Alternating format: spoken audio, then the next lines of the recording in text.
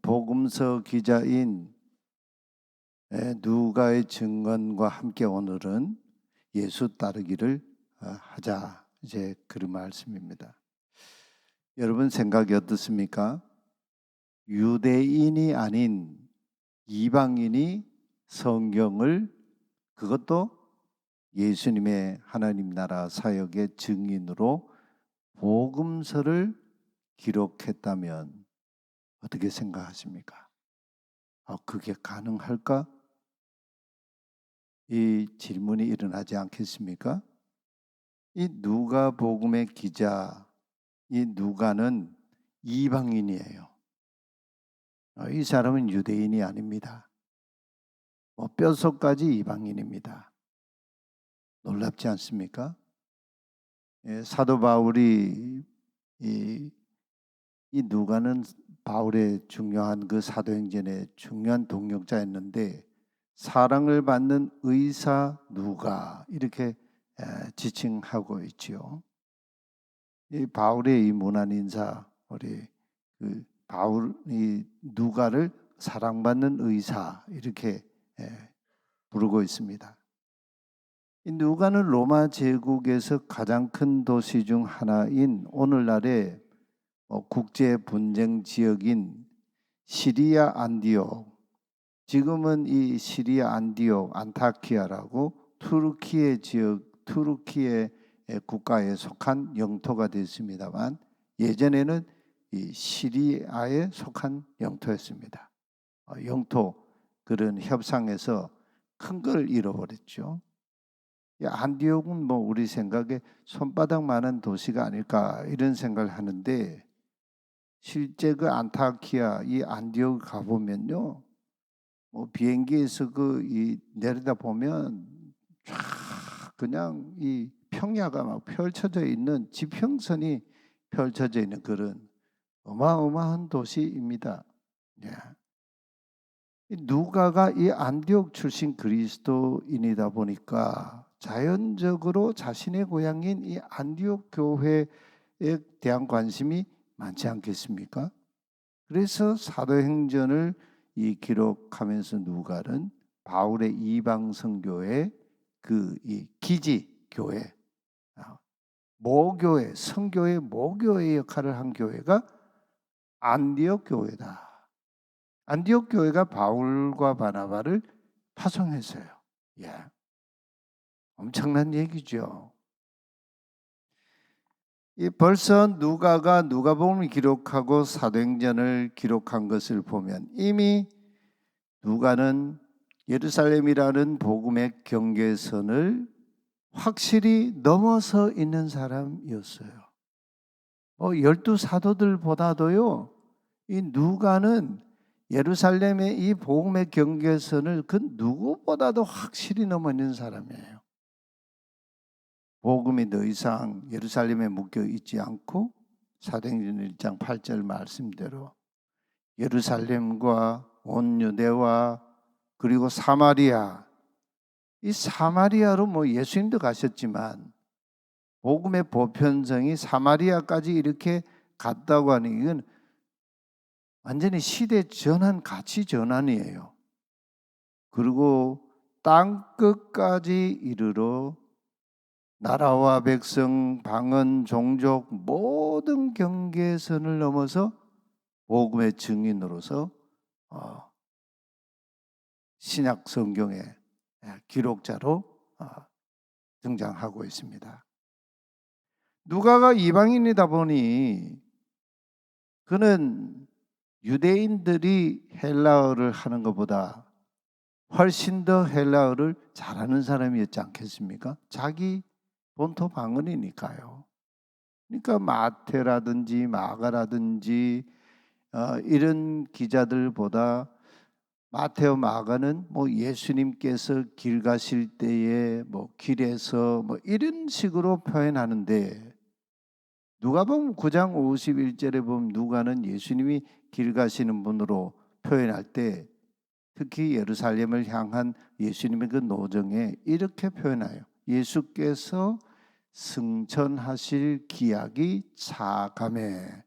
굉장히 벌써 막 많은 걸 포함하잖아요. 예루살렘을 향하여 올라가기로 굳게 결심하였더라. 표현이 굉장히 풍성해요. 누가 이런 표현은 막 굉장히 섬세하고 풍성해요. 예수님의 예루살렘 행보를 예수님의 승천하실 기약이 차간다고 표현하고 있어요. 이건요 벌써 이 마태나 마가의 이 표현을 능가하는 거예요. 예루살렘의 행보를 한 차원 더 높은 하나님께로 다시 돌아가시는 그 승천의 관점에서 이미 십자가의 죽음이라는 걸 넘어서 승리의 관점에서 예수님의 십자가 죽음을 다루고 있다는 거예요. 이 누가의 특징이에요. 특별히 누가는 예수님의 이 어머니 마리아가 예수님을 잉태한 거, 또 엘리사벳 아이를 낳지 못하는 이 사가랴와 엘리사벳 부부의 이 엘리사벳이 잉태를 세례 요한을 잉태했을 때 예수님이 마리아가 예수님을 잉태하자마자 곧바로 친족 엘리사벳을 유대 산지에 있는 엘리사벳을 찾아가지 않습니까? 이때 엘리사벳이 성령이 충만을 받아 이런 표현을 누가가 아주 좋아해요. 그래서 큰 소리로 마리아가 오는 걸 보고 여자 중에 내가 복이 있도다 하면서 내 태중에 아이도 복이 있도다 주의 어머니가 내게 나오시나이까 이 어찌 된 일입니까? 이렇게 성령의 충만함 누가가 굉장히 역설하고 있는 그런 이 복음의 내용이죠. 또 사가랴도 성령의 충만함을 받아 예언하니 성령님의 역할을 역사를 특히 강조합니다. 복음서 기자들이 예수님께서 세례 받으실 때 성령님이 비둘기같이 강림하셨다 이런 표현을 쓰는 것에 그쳐 있는데 누가는요 성령님께서 예수님의 사역 시작부터 능력을 주셨다 두 번씩이나 강조를 하고 있어요. 누가복음 4장의 1절과 14절이에요. 주의 성령이 내게 임하셨으니 내게 기름을 부으시고 성령이 내게 임하셔서 내게 기름을 부으시고 누가의 이 예수님 이 하나님 나라 사역 이 비추는 증언하는 이 각도가 굉장히 좀 달라요. 또 누가는 사도행전을 시작하면서 오순절에 마그라 하는 요한의 어머니인 마리아의 집 다락방에서 시작하니 오순절에 성령님이 충만하게 각 사람 위에 임하여 불의 혀같이 각 사람에게 임하여 성령님과 함께 사도행전의 역사가 시작된 것을 증언하고 있어요. 여러분 성경 중에 그런 성경이 사도행전 외에 어디 있습니까? 누가라고 하는 성경 기자를 통해서 하나님이 주시는 놀라운 말씀이죠. 그러면서요 모든 믿는 자에게 차별이 없는 성령을 주신다. 내가 내 영을 만민에게 부어주리니 하는 요엘 예언자의 예언이 성취된 사건을 누가를 통해서 베드로의 설교를 증언하고 있어요. 또 모든 육체가 하나님의 구원하심을 보리라. 이 누가가 아니면 이 예언의 말씀의 성취가 어떻게 되었는지 우리는 알 길이 없어요. 구원의 대상이 만민에게 모든 육체에게 포함된다고 증언하고 있어요. 얼마나 놀라운 얘기입니까 이게요. 유대인들의 입에서 이게 쉽게 나올 수 있는 말이 아니에요.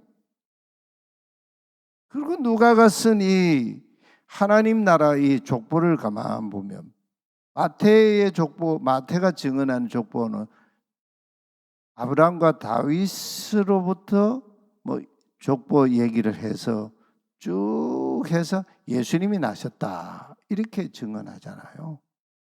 근데 이 누가는요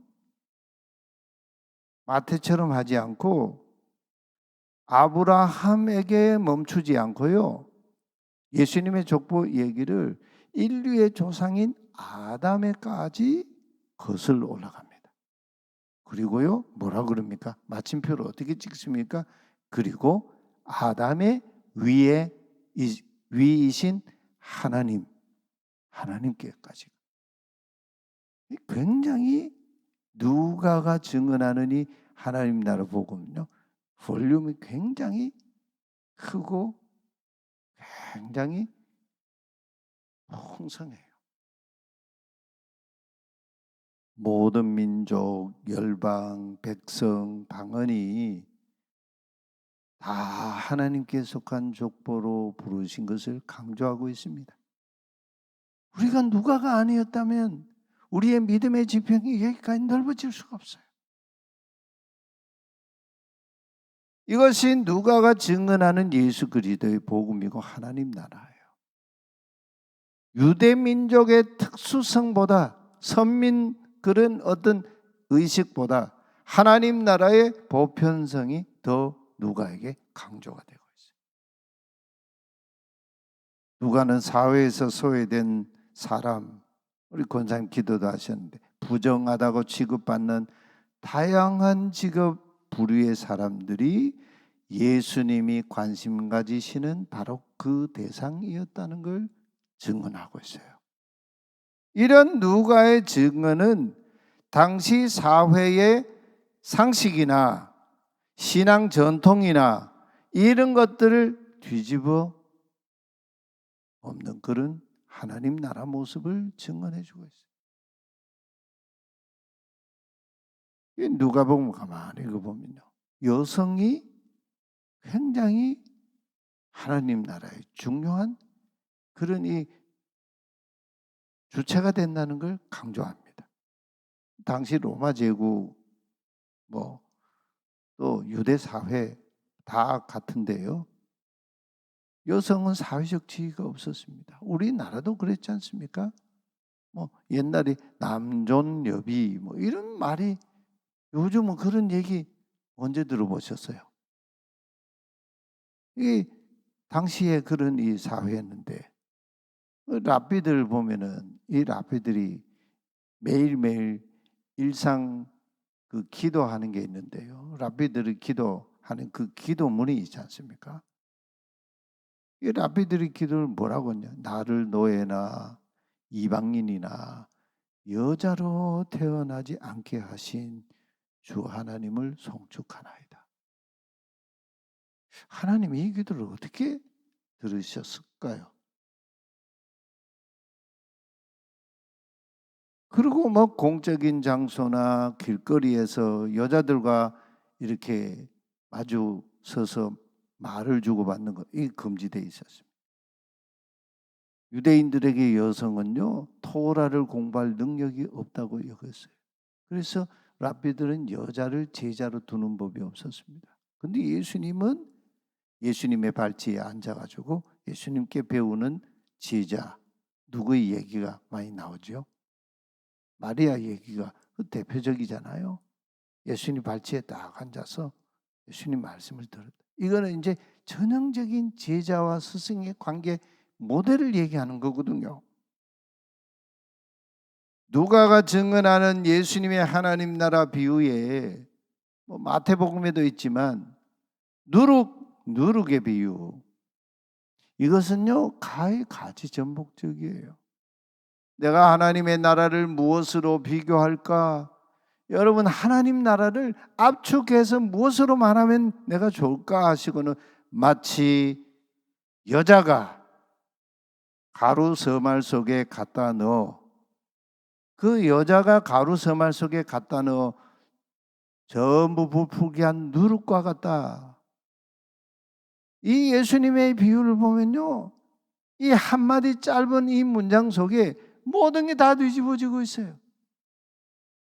여자라고 하는 인물을 하나님 나라의 주역의 인물로 등장을 시키고, 그 여자가 하는 일이 뭡니까? 음식을 만들고 하는 그 일은 가루를 만지는 사람이잖아요. 가루 서말 속에 갖다 넣어. 여기 갖다 넣었다는 말은 은밀하게 보이지 않게 누룩을 갖다 넣었다는 거예요. 누룩을 넣으면 누룩이 가루 속에 들어가면 누룩이 보입니까? 보이지 않습니까? 안 보이거든요. 그런데 누룩이 어떻게 돼요? 전부 다 부풀게 된다.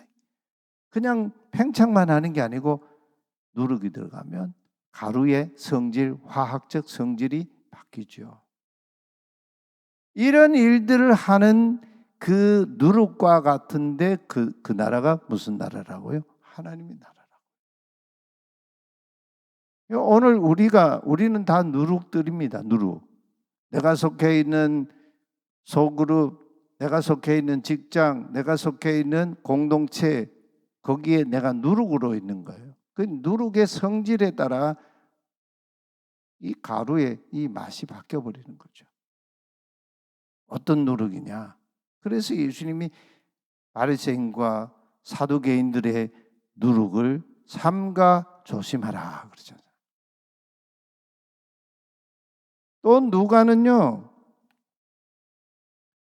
예수님의 탄생을 증언하면서 마리아의 남편, 정혼한 남편 요셉의 이름도 등장을 하고 있지만 마리아가 중심이 돼가지고 또 친족 엘리사벳이 요한을 태중에 잉태하고 있던 그 엘리사벳이 마리아를 축복하고 마리아의 그러면서 예수님 그 잉태된 그 자신을 마리아가 찬가를 부르잖아요. 마리아 찬가. 그 마리아 찬가 한번 보세요.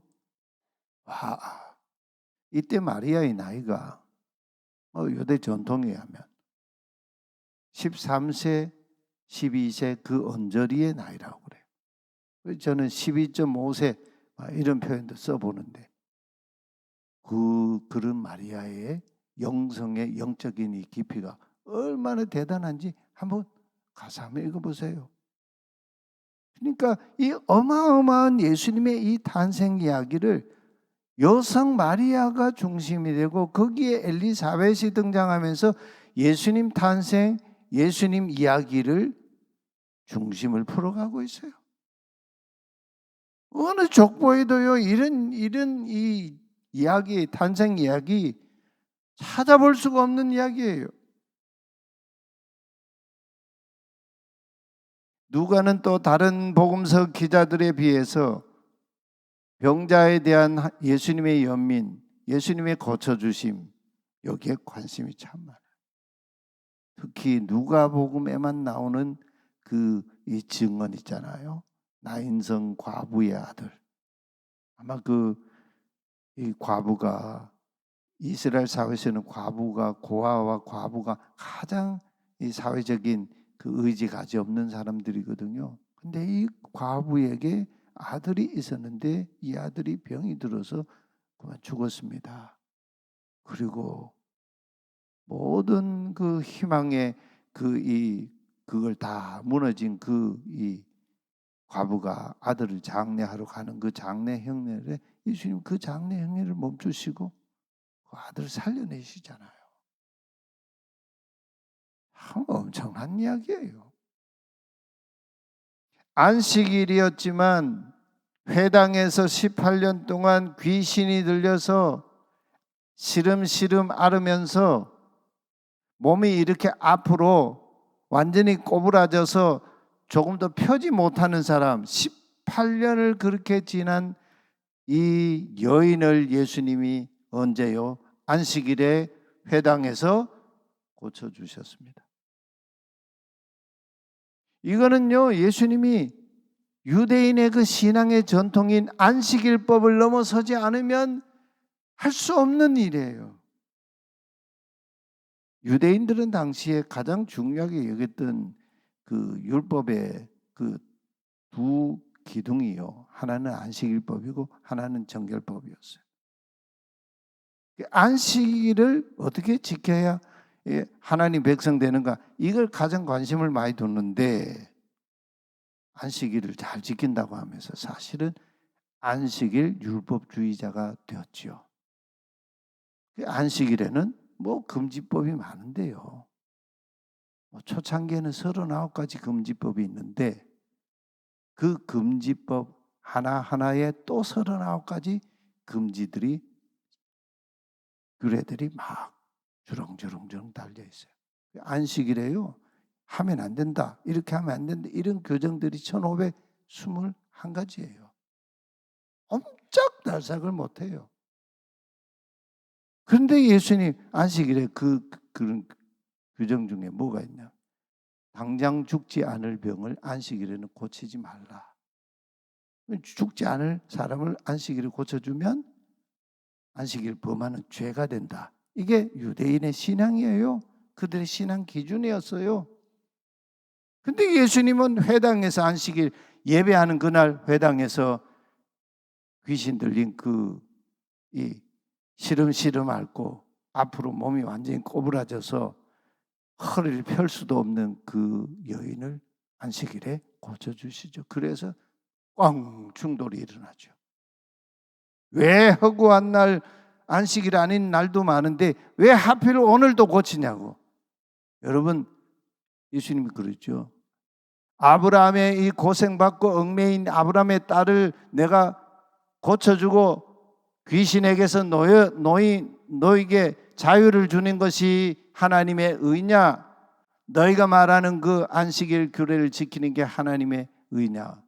이 충돌이 일어나잖아요. 오늘 우리 신앙의 문제가요, 다 이런 문제들이에요. 우리 신앙의 지평이 넓어져야 돼요. 오늘 보면 누가복음 15장 1절 2절에 부정한 자들 얘기가 나오죠. 죄인들, 그 대표적인 인물이 세리들. 예수님이 이들의 경계를 넘어서고 있어요. 누가는 모든 세리와 죄인들이라는 이 표현을 쓰고 있는데 유대인들은 이 사람들과는 상종할 수 없는 사람들. 종교적으로 사회적으로 마치 인도의 그 카스트 제도처럼요. 카스트 밖에 이 부류의 사람을 인도 사람이다. 달리트라고 그러잖아요. 달리트. 이 달리트들은 인도 사람이라면 불가족 천민이에요. 유대인에게도요 그런 사람이 있어요. 그 부정한 사람들, 세리들, 죄인들이 바로 그런 사람들이에요. 불가족 천민이에요. 나은 자들이 그렇지요. 그래서 예수님 누가는요 온몸에 나병 들린 사람에게 손을 내밀어 그에게 대시며 그를 고쳐주셨다. 나병 환자 접촉하는 거 이 금기돼 있거든요. 그 나병 환자들은 뭐 구약 시대부터 얼굴을 가리고 부정합니다 외치면 사람들이 접근을 막아야 했습니다. 예수님은 그에게 손을 내시며 그를 고쳐주셨다. 깨끗함을 받으라. 예수님의 방식이 다르고 말씀이 다르지 않습니까? 또 나병 환자 10사람을 고쳐주실 때 그 중에 고침받고 돌아와서 감사하고 예수님께 꿇어 엎드려 경배한 한 사람이 있었는데 그 사람이 사마리아 사람이다. 야, 이런 게 모든 게 그냥 다 예수님과의 하나님 나라 안에서는 다 뒤집어지는 거예요. 선한 사마리아인의 그 비유에도 강도 만나서 죽게 된 그 이웃을 제사장도 레위인도 유대인 다 그냥 지나갔습니다. 그런데 사마리아 사람이 거기에 멈춰서 그에게로 다가가서 그의 상처를 씻어주고 그리고 자기 그 타고 가던 그 짐승에 태워서 주막으로 데려가서 그를 치료해주고 살려줬다. 이렇게 부정한 사람들, 죄인들 예수님은 항상 가까이 했습니다. 또 그들이 말씀을 듣고자 가까이 왔을 때 거기에 대해서 바리새인 서기관들이 수근수근거리면서 이 사람이 죄인을 영접하고 음식을 같이 먹는도다. 예수님은 이들을 잃어버린 한 마리 양으로 여겼고 잃어버린 동전 하나가 없으면 그 동전 꾸러미가 결격 사유가 되는데 그 하나와 같고 집 나간 둘째 아들과 같은 그런 사람으로 예수님은 되었습니다. 누가의 증언을 보면 예수님이 목자들이 양떼를 지키는데 이 목자들은요, 왜 부정한 사람이냐, 왜 유대 종교에서 제외된 사람이냐, 이 사람들은요 양을 지키기 위해서 안식일에도 일을 해야 했습니다. 그러다 보니까 유대인들은요, 뭐 어제 아침 말씀드린데 세리도 이게 안식일에 일하는 사람들. 이 삶의 사이클이 다른 거예요. 유대인만 안식을 지키는데. 그러니까 이 목자들을 구제불능의 사람으로 여겼습니다. 그러나 예수님은 누가는 예수님의 탄생 소식을요, 유대인들 중에 가장 먼저 들은 사람이 누구예요? 우리는 목가적으로 낭만적으로 그걸 읽는데 이 사람들은요, 그 시대에 완전히 버려진 사람 취급도 못 받는 사람, 그런 사람들이 베들레헴 들판에서 밤에 자기 양떼를 지키는 목자들에게 예수님의 탄생 소식이 가장 먼저 전해졌어요. 하늘의 천군 천사들이 찬양을 하고 말이죠. 오늘 다윗의 동리에 너희를 위하여 구주가 나셨으니 곧 그리스도 주시니라. 그 너희가 누구예요? 목자들이에요. 목자들.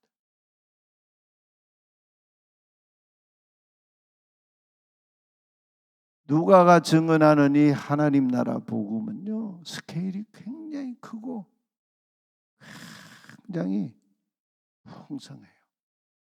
오늘 우리의 신앙의 지평이 넓어져야 돼요.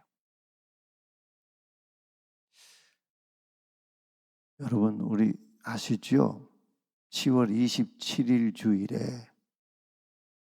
광화문 광장에서 기독교 차별금지법 입법 반대와 동성애 반대, 그 동성애 문제로 차별금지법 이 문제가 지금 계속 충돌하고 있잖아요. 이 반대를 위한 연합 예배에 200만을 동원하자. 200억을 또 모금하자.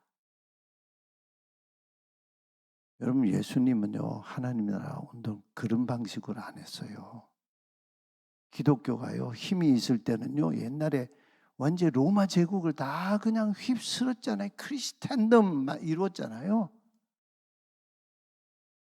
그때 교회가 가장 부패했어요. 크리스텐덤, 완전히 기독교 국가. 기독교 이 하나님 나라는요, 아까 말씀드린 여인이 가루서말 속에 조용하게 갖다 넣은 누룩, 눈에 띄지도 않아요. 있는지 없는지 보이지도 않아요. 그런데 그 가루를 뭐 한다고요? 가루의 성질을 바꾸고 맛을 바꾸고 완전히 새로운 세계를 드러내는 거예요. 이게 하나님 나라 방식이에요. 예수님이 이 땅에 올 때 얼마나 비천한 모습으로 오셨습니까? 마국간에서 태어나셨지 않습니까? 여러분, 우리 중에 차별금지법 찬성하는 사람 아마 한 사람도 없을 거예요. 저도 분명히 반대해요. 동성애자 괜찮다고 생각하는 사람, 동성애해도 괜찮다? 한 사람도 없을 거예요.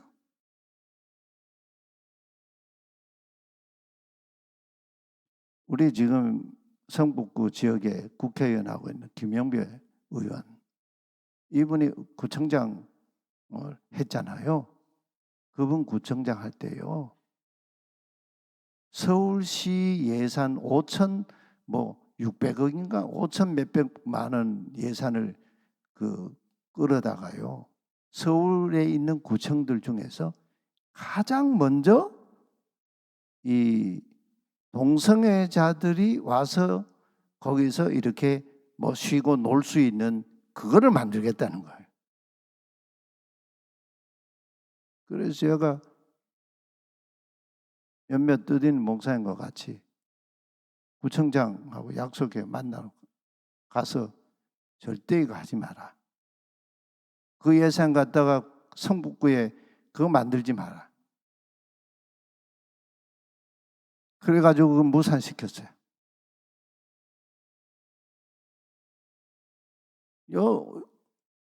우리 한국교회는 보면요, 뭐 6.25 전쟁, 오늘도 지금 북한하고 또 대치 중에 있는데, 뭐 어제 또 뭐 무슨 폭발도 하고요. 이 반공이 신앙의 블랙홀과 같은 기준이 됐어요. 여러분, 하나님 나라의 역사는요, 공산주의 하는 저 북한에도 지금 하나님 나라가 있어요. 우리는 이념 이데올로기로 저들을 대할 수가 없어요.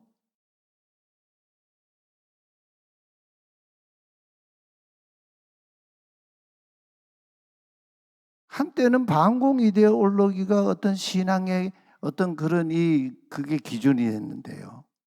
오늘날에는요, 우리 한국교회 안에 동성애 문제가 이게 완전히 블랙홀이 됐어요. 이 문제에 대해서 하면 거기에 모든 게 다 거기에 빠져버려요. 다 휩쓸려요. 동성애 문제는요, 우리는 지혜롭게 다룰 필요가 있어요. 지금 동성애 하는 사람들이 있어요.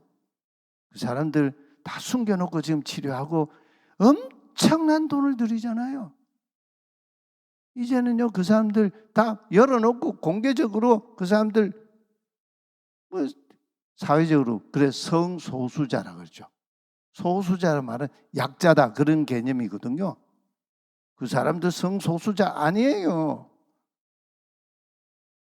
사회적 약자라고 하는데 약자 아니에요. 그건 죄예요, 죄. 인권 아니에요. 회개할 문제이지 고침받아야 될 인생이죠.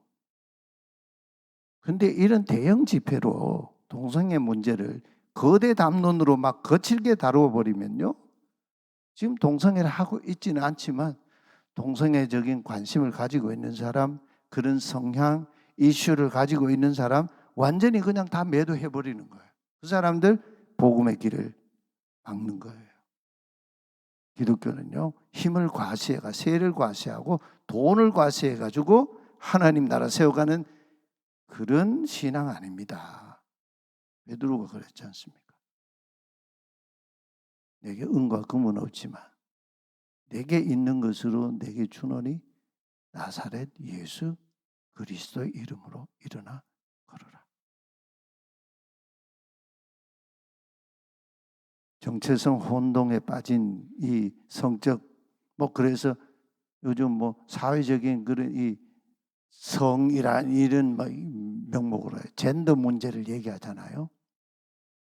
국회의원들 하는 거 보세요. 젠더 문제 가지고 하면 예수 믿는 국회의원들도요, 당신 인권에 대한 개념이 있느냐 이렇게 하잖아요. 이게 오늘 우리 사회인데 국회의원들요, 저런 집회보다 더 세밀하게 우리가 이 문제에 대해서 연구하고 국회의원들 정신을 바로 세워야 되고 우리가 잘 뽑아야 된단 말이죠. 그래서 누가가 예수님께서 부정한 사람 죄인들을 가까이 하셨습니다. 그걸 증언을 하고 있어요. 그들을 고치시고 경계선을 허물고 하나님 나라로 초대하시는 이 복음을 증언하는데, 예수님의 이 복음을 오늘 우리가 어떻게 실천하고 따를 것인가 많이 공부해야 돼요. 신학자들 연구해야 되고요. 우리가 정말 하나님 앞에 정말 기도해야 돼요. 지혜를 구해야 돼요. 우리 기독교는요, 힘을 과시하는 게 아니에요. 예수님이 십자가에 죽으심으로 거기에서 하나님의 승리와 구원과 하나님의 능력과 지혜를 우리에게 드러내셨지 않습니까?